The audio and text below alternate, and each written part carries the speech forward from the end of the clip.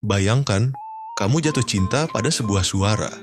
3 tahun kamu mencarinya, lalu saat akhirnya bertemu, semua gadis di ruangan itu membisikkan, "Aku cinta kamu." Tapi, tidak ada yang mau mengaku sebagai dirinya.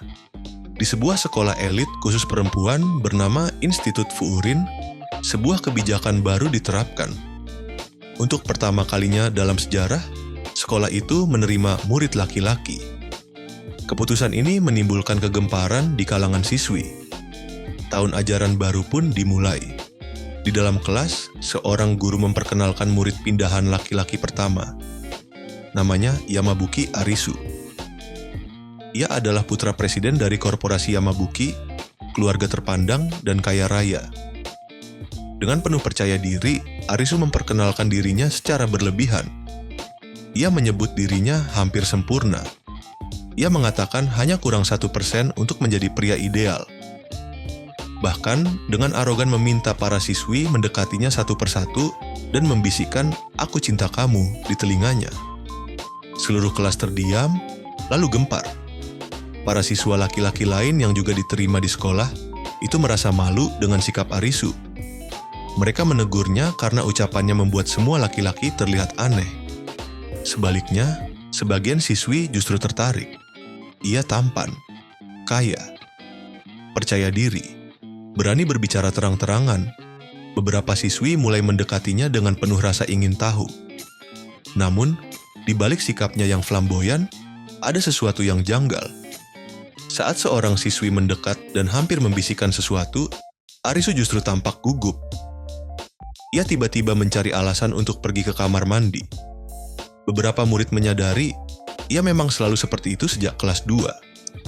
Ia terlihat seperti sedang mencari seseorang. Tetapi, bukan wajah orang itu yang ia cari. Di akhir bagian, terungkap sebuah fakta penting. Arisu tidak sedang mencari wajah seseorang. Ia sedang mencari suara. Ternyata, jauh sebelum masuk sekolah ini, Arisu pernah mendengar suara seorang gadis yang sangat berkesan baginya. Suara itu menenangkan, menyelamatkannya dari masa sulit, dan terus terngiang dalam ingatannya. Sejak saat itu, ia bertekad menemukan pemilik suara tersebut, dan ia yakin gadis itu ada di sekolah ini. Sikapnya yang berlebihan dan penuh sandiwara sebenarnya adalah cara untuk memancing reaksi. Ia ingin mendengar setiap suara siswi. Ia berharap suatu saat akan mengenali suara yang ia cari. Namun, caranya yang arogan justru menimbulkan salah paham dan jarak. Saat Arisu sedang gelisah di sekolah, ponselnya berbunyi. Sebuah pesan dari ibunya muncul di layar.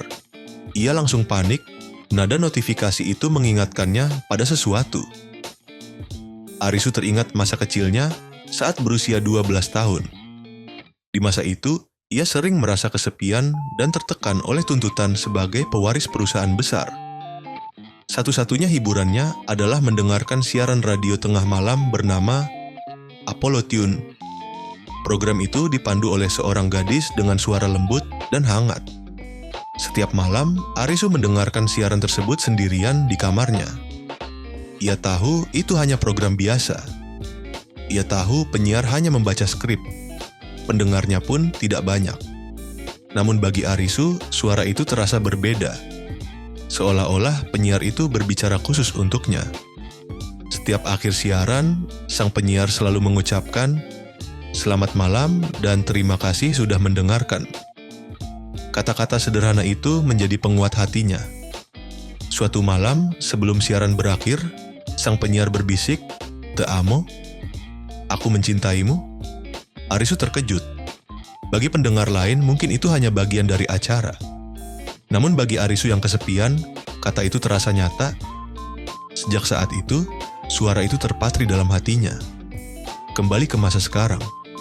Saat Arisu berjalan di lorong sekolah, seorang siswi dengan rambut dikepang mendekatinya. Ia tersenyum percaya diri. Tanpa ragu, gadis itu mendekat dan berbisik di telinganya, "Aku mencintaimu." Jantung Arisu berdegup kencang. Itu suara yang sama. Nada, ritme, dan cara pengucapannya terlalu mirip dengan penyiar Apollo Tune. Ia terdiam, wajahnya memucat. Arisu yang biasanya arogan mendadak gugup. Ia bahkan hampir kehilangan kendali dan panik. Gadis itu tersenyum nakal dan berkata seolah mengejek, "Itu yang ingin kamu dengar, kan?" Arisu semakin yakin. Gadis ini tahu sesuatu. Di kantin, saat siaran radio sekolah diputar melalui pengeras suara, Arisu mendengarkan dengan serius. Siaran itu disampaikan oleh klub radio sekolah. Suara penyiar siang itu terdengar familiar. Arisu berpikir, Apollo berhenti siaran setelah lulus SMA. Dari petunjuk yang pernah ia dengar, penyiar itu seumuran dengannya. Ia pernah berkata ingin bersekolah di akademi perempuan dekat laut. Dan sekolah ini tepat seperti deskripsi itu. Arisu menyadari beberapa fakta penting. Klub radio sekolah dulu sempat mati. Sekarang siarannya aktif kembali. Suara siswi tadi sangat mirip dengan suara Apollo.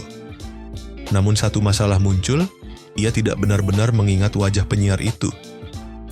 Ia hanya mengingat suaranya. Di tangga sekolah, Arisu mengepalkan tangannya. Ia kehilangan semua petunjuk setelah siaran Apollo berhenti. Namun sekarang, ada kemungkinan besar ia menemukan kembali jejaknya. Dan satu kalimat terakhir dari penyiar Apollo terus terngiang di kepalanya. Aku ingin bersekolah di akademi perempuan yang menghadap laut. Sekolah ini persis seperti itu. Kini terungkap alasan sebenarnya mengapa Arisu bersikap berlebihan di kelas. Ia bukan benar-benar percaya diri tanpa batas. Ia hanya mencoba memancing reaksi. Ia ingin mendengar setiap suara. Ia ingin menemukan suara yang dulu menyelamatkannya. Arogansi hanyalah topeng. Di balik itu, ia hanyalah seorang anak laki-laki yang mencari seseorang yang pernah memberinya harapan. Setelah mengingat petunjuk terakhir dari penyiar Apollo, Arisu akhirnya menyimpulkan, gadis itu ingin sekolah di tempat dekat laut. Sekolah khusus perempuan. Suasananya seperti akademi elit. Arisu pun menemukan jawaban. Sekolah Fuurin adalah sekolah paling dekat dengan laut. Ia yakin penyiar Apollo pasti ada di sini. Dengan penuh semangat, Arisu berkata dalam hati, "Aku jenius. Aku harus menemukan 1% yang kurang dalam hidupku, yaitu dia." Arisu akhirnya menuju ruangan klub radio, tempat suara siaran sekolah berasal. Namun begitu ia membuka pintu, ia langsung terdiam. Di dalam ruangan itu ada beberapa gadis anggota klub radio, semuanya menatapnya dengan ekspresi kaget dan curiga. Mereka adalah inti dari klub radio sekolah. Salah satu gadis langsung berteriak, "Siapa yang mengizinkan kamu masuk sini?" Arisu panik dan meminta maaf karena ia masuk saat siaran berlangsung. Mereka langsung memerintah, "Matikan mikrofonnya." Arisu makin gugup karena ia sadar ini tempat paling dekat dengan misteri Apollo. Gadis yang sebelumnya membisikkan, "Aku cinta kamu," muncul lagi.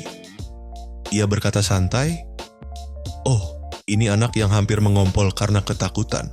Anggota klub lain ikut mengejek. Arisu semakin malu. Namun ia memberanikan diri berkata, "Aku hanya ingin menanyakan sesuatu." Arisu mengamati satu persatu gadis di ruangan itu. Dan ia mulai berpikir, yang rambut kepang, suaranya mirip Apollo. Yang rambut hitam, intonasinya juga mirip. Yang rambut putih, cara bisiknya juga sama. Arisu terkejut besar. Lalu ia menyadari sesuatu yang mengerikan. Bukan cuma satu, semua gadis di sini punya suara yang terasa sama. Arisu panik. Bagaimana mungkin aku bisa membedakan Apollo? Para gadis menjelaskan bahwa mereka masuk klub radio karena punya mimpi. Mereka ingin bekerja dengan suara mereka. Ada yang ingin menjadi penyanyi. Ada yang ingin jadi pengisi suara garis miring duber. Ada yang ingin jadi VTuber. Ada yang ingin jadi presenter profesional. Klub radio adalah tempat mereka melatih kemampuan itu. Arisu terdiam, karena ini berarti Apollo bisa saja salah satu dari mereka. Arisu ingin menjelaskan niatnya, namun ia malah mengucapkan hal aneh. "Aku mencari seseorang." Tapi karena sifatnya yang dramatis, kata-katanya terdengar seperti orang mesum. Salah satu gadis langsung marah besar. "Kamu datang ke sini cuma untuk bilang hal menjijikan begitu?" Arisu langsung panik. "Bukan, aku tidak bermaksud begitu." Para gadis mulai curiga dan menganggap Arisu seperti orang berbahaya. Mereka berkata, Kamu kelihatan seperti seorang degenerat. Apa kamu datang untuk cari pacar? Kamu pikir ini tempat cari cinta? Arisu benar-benar stres. Padahal ia hanya ingin menemukan suara yang dulu menyelamatkannya. Setelah kekacauan di ruang klub radio, Arisu mencoba bersikap sopan. Ia berkata, "Maaf sudah mengganggu. Aku janji bisa membantu sebagai presiden klub." Namun para gadis langsung kaget. "Presiden? Siapa bilang kamu presiden?" Ternyata ketua klub radio adalah gadis bernama Rika. Para anggota klub mulai berdiskusi. Arisu anak orang kaya. Jika ia membantu klub, mungkin mereka bisa mendapat fasilitas baru. Salah satu gadis berkata, "Satu-satunya hal buruk kalau menerima dia, kita jadi dapat uang dengan mudah." Tapi yang lain langsung semangat. Aku tidak melakukan sesuatu secara gratis di dunia ini." Akhirnya mereka mempertimbangkan, kalau dia berguna, kenapa tidak? Tiba-tiba para gadis mendekat mengelilingi Arisu. Satu persatu mereka membisikkan kata yang sama. "Aku cinta kamu." Arisu membeku. Ini seperti serangan psikologis karena semua suara terdengar mirip Apollo. Arisu makin tidak bisa membedakan siapa yang asli. Para gadis tertawa. "Ini yang kamu mau dengarkan?" Arisu panik. "Apa-apaan ini?" Arisu benar-benar kewalahan. Ia berteriak, "Aku belum makan. Kita lanjut nanti." Lalu ia kabur keluar ruangan. Para gadis menatapnya sambil tertawa. Dia kabur. Aneh banget. Namun di dalam hati Arisu, ia merasa terpukul. Malam hari, Arisu kembali teringat masa lalu. Dulu, ketika ia sendirian, Apollo selalu mengisi malamnya lewat siaran radio. Apollo berkata, "Terima kasih sudah mendengarkan. Aku cinta kalian semua." Dan Arisu membalas dalam hati, "Aku juga mencintaimu." Namun Arisu menyesal, karena ia pernah berkata sesuatu yang memalukan. "Lupakan apa yang kukatakan malam itu." Ia malu karena ia menyatakan cinta pada seseorang yang bahkan belum pernah ia temui. Arisu panik. Bagaimana jika Apollo sudah melupakan dirinya? Bagaimana jika rekaman suaranya tersimpan? Bagaimana jika rahasia itu terbongkar? Arisu berpikir keras. Langkah pertama adalah menemukan Apollo secepat mungkin. Karena bagi Arisu, Apollo bukan sekadar suara. Apollo adalah penyelamatnya. Setelah Arisu pergi, para anggota klub berbicara. Salah satu gadis berkata, "Anak itu mungkin penguntit." Tapi gadis lain menjawab, "Menurutku dia terlihat jujur." Yang lain menambahkan, "Dan tidak buruk punya anak kaya di pihak kita." Akhirnya mereka sepakat. Baiklah, kita terima dia. Di panel terakhir, muncul sudut pandang Apollo. Ia berkata dalam hati, "Aku tidak pernah menyangka Arisu akan menemukanku." Aku mendengar suara itu lagi. Apollo mengakui sesuatu yang sangat emosional. "Suaramu adalah penyelamatku." Ternyata, bukan hanya Arisu yang diselamatkan oleh Apollo. Apollo juga merasa Arisu adalah satu-satunya orang yang benar-benar mendengarkannya. Apollo berkata, "Aku tidak bisa bilang kalau aku adalah Apollo." Ada alasan besar mengapa ia menyembunyikan diri. Ini menandakan konflik baru. Apollo ada di klub itu, tapi ia tidak mau mengaku. Di sekolah, waktu istirahat selesai. Arisu datang lagi, masih gugup.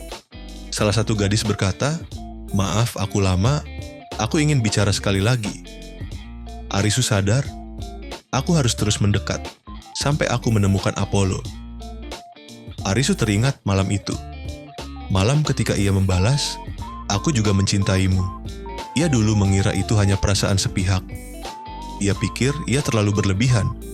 Namun sekarang, mungkin itu bukan kesalahan. Mungkin itu bukan kebodohan. Mungkin itu adalah awal dari sesuatu yang belum selesai. Tertulis jelas, BAB 1. Restart, bukan akhir, bukan klimaks. Ini adalah permulaan ulang. Restart. Bukan hanya siaran yang dimulai kembali, bukan hanya klub radio yang aktif kembali, tapi juga perasaan yang dulu terhenti, hubungan yang belum sempat berkembang, pengakuan yang tertunda. Terima kasih sudah menonton. Jangan lupa like, comment, dan subscribe.